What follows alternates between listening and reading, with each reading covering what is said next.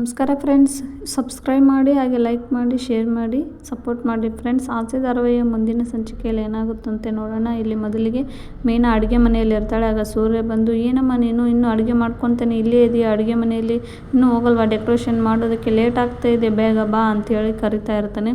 ಇನ್ನೂ ಇಲ್ಲ ರೀ, ಇನ್ನು ತಿಂಡಿ ಮಾಡಿದ್ದೀನಿ, ಇನ್ನು ಮಧ್ಯಾಹ್ನಕ್ಕೆ ಅಡುಗೆ ಮಾಡಿಬಿಟ್ಟು ಬರ್ತೀನಿ. ಅಯ್ಯೋ ಲೇಟ್ ಆಗುತ್ತೆ ಬಾರಮ್ಮ ಅಂಥೇಳಿ ಇವರಿಬ್ಬರು ಅಡುಗೆ ಮನೆಯಲ್ಲಿ ಮಾತಾಡ್ತಾ ಇರ್ತಾರೆ. ಇಲ್ಲಿಗೆ ಶಾಂತಿ ವಿಶಾಲಾಕ್ಷಿ ಫೋನ್ ಮಾಡಿ ಹೇಳಿರ್ತಾಳಲ್ಲ, ಇವತ್ತೇ ಅವಳದು ಆರ್ಡ್ರ್ ಇರೋದು, ಅವಳನ್ನ ಮನೆಯಿಂದ ಆಚೆ ಬರಲಿಕ್ಕೇ ಬಿಡಬೇಡ ಅಂತ ಹೇಳ್ಬಿಟ್ಟು ಹೇಳಿರ್ತಾಳಲ್ವ. ಅದನ್ನೇ ನೋಡಿಕೊಂಡು ಹಾಲಿಗೆ ಬರ್ತಿರ್ತಾಳೆ. ಅಲ್ಲಿ ಮನೋಜ ತಿಂಡಿ ತಿಂತಾ ಇರ್ತಾನೆ. ಏನೋ ನೀನು ಇನ್ನೂ ತಿಂಡಿ ತಿನ್ನೋದಿಲ್ವಾ ಅಂತ ಹೇಳ್ಬಿಟ್ಟು, ಬೇಗ ಬೇಗ ತಿಂದು ಹೋಗು ಅಲ್ಲಿ ಅಂತ ಶೋರೂಮ್ಗೆ ಅಂತ ಹೇಳ್ಬಿಟ್ಟು ಬೈತಿರ್ತಾಳೆ.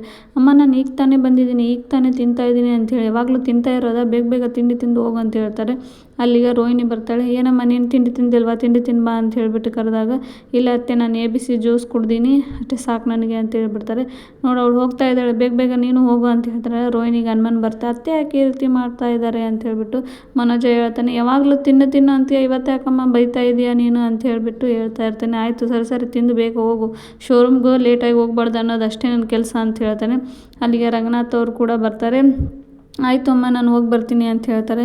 ಹಾಗಾದರೆ ನೀವೆಲ್ಲಿಗಿರಿ ಅಂತ ಹೇಳ್ಬಿಟ್ಟು, ನೀ ಎಲ್ಲಿಗೆ ಹೊಂಟಿಯಪ್ಪ ಅಂತೇಳಿ ಸೂರ್ಯ ಕೇಳ್ತೇನೆ. ಅದೇ ಕಣೋ ನಾನು ಸ್ಕೂಲಿಗೆ ಹೋಗ್ತಾ ಇದ್ದೀನಿ ಅಂತ ಹೇಳ್ತಾರೆ. ರೋಹಿಣಿಗೆ ಸ್ವಲ್ಪ ಭಯ ಆಗುತ್ತೆ. ಶಾಂತಿ ಹಾಂ ಹೌದಲ್ವಾ, ಸರಿ ಹೋಗಿ ಬನ್ನಿ ಅಂತ ಹೇಳ್ತಾರೆ. ಆಗ ಏನೇ ಸರಿ ನನಗೆ ಯಾವಾಗ ಮರುಕಾಯಿಲೆ ಇದೆ, ನಾನು ಚೆನ್ನಾಗಿ ವಾರಕ್ಕೊಮ್ಮೆ ಹೋಗ್ಬೇಕು ಅನ್ನೋದು ಗೊತ್ತು ನನಗೆ ಅಂತ. ಹಾಂ ಅದೇ ರೀ ನಾನು ಹೇಳ್ತಾ ಇರೋದ ಅಂತ ಹೇಳ್ಬಿಟ್ಟು ಶಾಂತಿ ಹೇಳ್ತಾಳೆ. ಆಗ ಮತ್ತೆ ಅಲ್ಲಿಗೆ ಶ್ರುತಿ ಬರ್ತಾಳೆ. ಮೀನಾ ಅವರೇ ನಾನು ಅಂತ ಅನ್ಕೊಂತ ಬರ್ತಾ ಇರ್ತಾಳೆ. ಏನಮ್ಮ ಶ್ರುತಿ ನೀ ಇನ್ನೂ ತಿಂಡಿ ತಿಂದಿಲ್ವಾ, ಇನ್ನೂ ಹೋಗಲ್ವಾ ಅಂತ ಹೇಳಿ ಕೇಳ್ತಾರೆ. ಇಲ್ಲ ಅತ್ತೆ ಹೋಗ್ಬೇಕು ಇವಾಗ ಅಂಥೇಳಿ ಅಡುಗೆ ಮನೆಗೆ ಬರ್ತಾಳೆ. ನೋಡಿ ಮೀನಾ ಅವರೇ, ನಾನು ಮಧ್ಯಾಹ್ನದಕ್ಕೂ ಊಟಕ್ಕೆ ಬರೋದಿಲ್ಲ, ಅಲ್ಲೇ ನನ್ನ ಕೆಲಸ ಇದೆ, ನಾನು ಅಲ್ಲೇ ತಿನ್ಕೊತೀನಿ ಅಂತ ಹೇಳ್ಬಿಟ್ಟು, ಅಯ್ಯೋ ಶ್ರುತಿ ನಾನು ನಿಮಗೋಸ್ಕರ ಅಡುಗೆ ಮಾಡಿದ್ದೀನಿ, ತೊಗೊಂಡು ಹೋಗ್ಬಿಡಿ ಅಂತ ಹೇಳ್ಬಿಟ್ಟು ಹೇಳ್ತಿರ್ತಾಳೆ.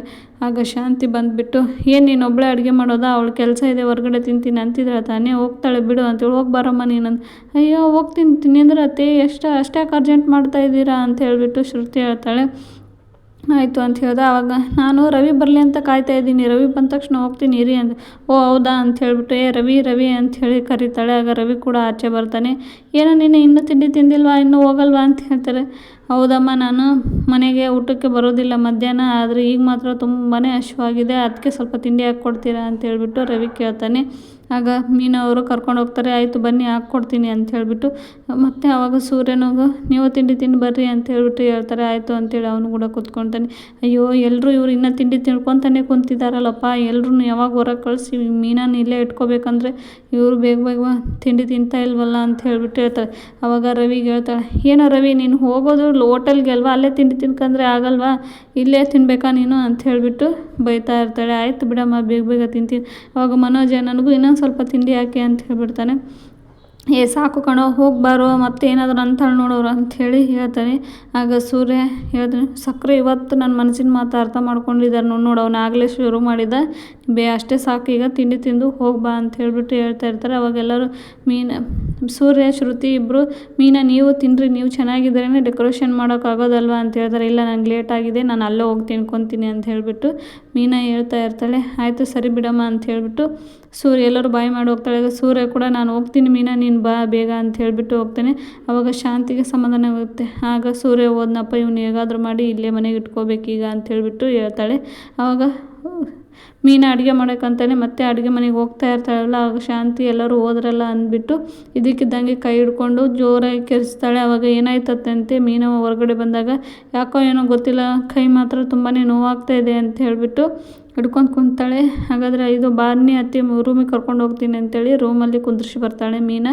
ಇದಕ್ಕೆ ಆಸ್ಪತ್ರೆಗೆ ಹೋಗೋಣ ಅಂಥೇಳಿ ಮೀನಾ ಕೇಳಿದಾಗ ಅವರ ಶಾಂತಿ ಹೇಳ್ತಾಳೆ, ಇಲ್ಲ ಇದಕ್ಕೆ ಆಯುರ್ವೇದಿಕ್ಕೆ ಬೆಸ್ಟು, ಆಸ್ಪತ್ರೆಗೆಲ್ಲ ಹೋಗೋದು ಬೇಡ ಅಂತ ಹೇಳ್ಬಿಟ್ಟು ಹೇಳ್ತಾಳೆ. ಹೌದಾ ಅಂಥೇಳಿ ಪದೇ ಆಯುರ್ವೇದಿಕ್ಕೆ ಬೆಸ್ಟು ಅಂತಿರುವಾಗ ಮೀನಾ ಅದು ಏನು ಹೇಳಿ ಎತ್ತಿ, ನಾನೇ ಇಲ್ಲೇ ಮನೆಯಲ್ಲೇ ಮಾಡ್ತೀನಿ ಅಂಥೇಳಿ ಹೇಳ್ತಾಳೆ. ಇದನ್ನು ಕೈನ 1 ಗಂಟೆಗೆ ಒಂದು ಸಲ ಐಸಲ್ಲಿ ಇಡಬೇಕು ಅಂತ ಹೇಳ್ಬಿಟ್ಟು, ಹಾಗಾದರೆ ನಿಮ್ಮನ್ನು ಐಸಲ್ಲಿ ಇಡಬೇಕಾ ಅಂತ ಹೇಳಿಬಿಟ್ಟು ಮೀನಾ ಕೇಳ್ದ. ಎತ್ಬಿಟ್ಟು ಹೋಗಿ ನಾನು ಐಸಲ್ಲಿ ಇಟ್ಬಿಡು ಅಂತ ಹೇಳ್ದೆ.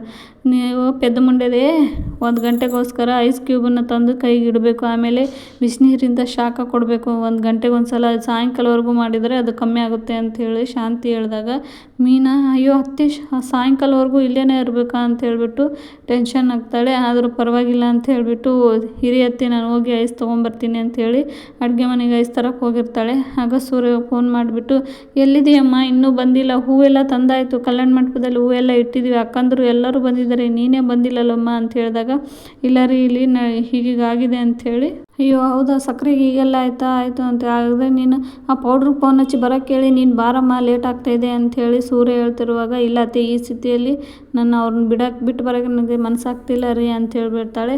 ಸರಿ ನೀವು ವೀಡಿಯೋ ಕಾಲ್ ಮಾಡಿ ಅಂತ ಹೇಳ್ಬಿಟ್ಟು ಮೀನು ಹೇಳಿದಾಗ ಈ ಟೈಮಲ್ಲಿ ರೊಮ್ಯಾನ್ಸ್ ಏನು ನಿನಗೆ ಅಂತ ಇಲ್ಲ ರೀ ಕೆಲಸ ಇದೆ ಮಾಡಿ ಅಂತ ಹೇಳ್ಬಿಟ್ಟು ಮೀನೇ ಹೇಳಿದಾಗ ಆಗ ವೀಡಿಯೋ ಕಾಲ್ ಮುಖಾಂತರ ಎಲ್ಲ ಡೆಕೋರೇಷನ್ ಹೇಗೆ ಮಾಡಬೇಕು ಮತ್ತು ಹೂವನ್ನು ಯಾವ ರೀತಿ ಇಡಬೇಕು ಅನ್ನೋದನ್ನು ಎಲ್ಲನೂ ವೀಡಿಯೋ ಕಾಲ್ದಲ್ಲಿ ಹೇಳ್ತಾಳೆ. ಆಯಿತು ತಡ್ರಿ ಒಂದು ನಿಮಿಷ ಅತ್ತೆಗೆ ಐಸಿಟ್ಟು ಬರ್ತೀನಿ ಅಂತ ಹೇಳ್ಬಿಟ್ಟು ಐಸ್ ತೊಗೊಂಡೋಗಿ ಏನೇ ಐಸ್ ತರಕ್ಕೆ ಹೋಗಿದ್ದೆ ಎಲ್ಲಾದರೂ ಮಕ್ಕೊಳಕ್ಕೆ ಹೋಗಿದ್ದೆ ಅಂತ ಹೇಳ್ಬಿಟ್ಟು ಚೆನ್ನಾಗಿ ಬೈತಾಳೆ. ಮತ್ತೆ ಅದನ್ನೆಲ್ಲ ಮುಗಿಸ್ಕೊಂಡು ಮತ್ತೆ ಅಡುಗೆ ಮನೆಗೆ ಬಂದು ಮತ್ತೆ ಯಾವ್ಯಾವ ಕಡೆ ಏನೇನು ಮಾಡಬೇಕು ಅನ್ನೋದನ್ನು ಮತ್ತೆ ಹೇಳ್ತಾಳೆ. ಒಂದು ನಿಮಿಷ ತಡೀರಿ ಅತ್ತೆ ಸೂಪ್ ಕೇಳಿದ್ರು ಅದನ್ನು ಕೂಡ ಮಾಡಿಕೊಟ್ಟು ಬರ್ತೀನಿ ಅಂತ ಹೇಳ್ಬಿಟ್ಟು ಹೇಳ್ತಾರೆ.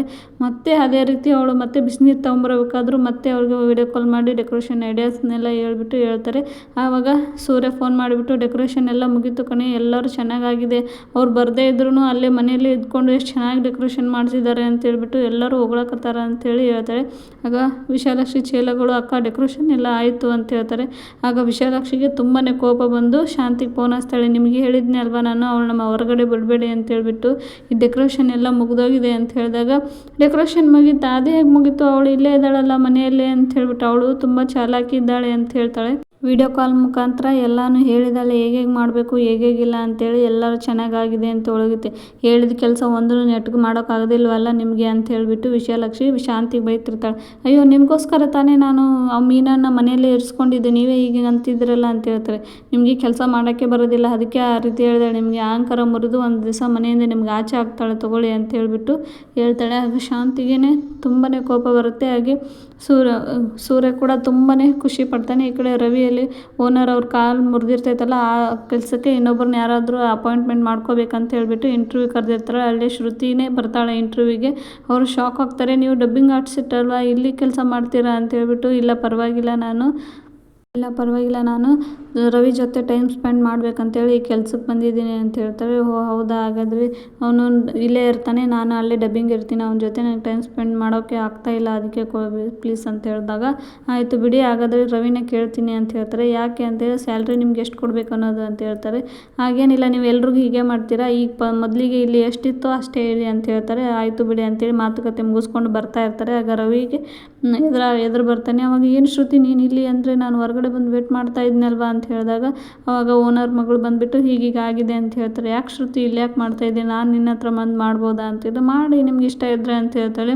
ಅದು ಆಗಲ್ಲ ಅಂತ ನನಗೆ ಗೊತ್ತು, ನಾನು ನಿನ್ನ ಜೊತೆ ಟೈಮ್ ಸ್ಪೆಂಡ್ ಮಾಡೋಕ್ಕಂತಲೇ ಇಲ್ಲಿರೋದು ಅಂತ ಹೇಳ್ಬಿಟ್ಟು ಹೇಳ್ತಾರೆ.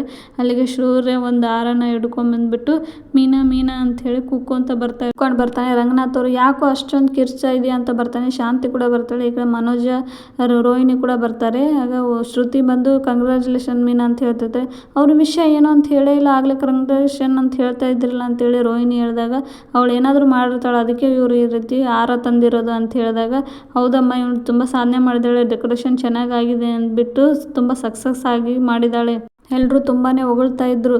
ಆದರೆ ಇವಳು ಮನೆಯಲ್ಲೇ ಇದ್ದು ಅತ್ತೆ ಸೇವೆನೂ ಮಾಡಿ ಹಾಗೆ ಡೆಕೋರೇಷನ್ ಕೂಡ ವೀಡಿಯೋ ಕಾಲ್ ಮಾಡೋಂತ ಎಲ್ಲ ನೋಡ್ತಾ ಇರ್ತಾರೆ. ಸಕ್ರೆಗೇನಾಯಿತು ಅಂತ ಏನೋ ಅಪ್ಪ ಆರಾಮಿಲ್ಲ ಅಂತ ಆಗಾಗ ಕೈಕಾಲು ಹಿಡ್ಕೊಳ್ಳುತ್ತಲ್ಲ ಹಾಗೆ ಹಿಡ್ಕೊಳ್ಳುತ್ತೆ ಅಂತ ಹೇಳಿದಾಗ ಎಲ್ಲರೂ ಅವಳ ಮುಖನೇ ನೋಡ್ತಾರೆ. ಹೌದು ಅಂತ ಹೇಳಿದಾಗ ಸೂರ್ಯ ಅವಳಿಗೆ ಹೂವಿನಾರ ಹಾಕ್ತಾರೆ. ಆಗ ಮನೋಜ್ ಹೇಳ್ತಾನೆ, ನೀನು ಮ್ಯೂಜಿಷಿಯನ್ ಏನೋ ಅಲ್ಲೊಮ್ಮೆ ಇಲ್ಲೊಮ್ಮೆ ಅನ್ನೋಕ್ಕೆ ಅವಳು ಟ್ಯಾಲೆಂಟ್ ಇರೋಳು ಅಂತ ಹೇಳ್ಬಿಟ್ಟು ಹೇಳ್ತಾಳೆ.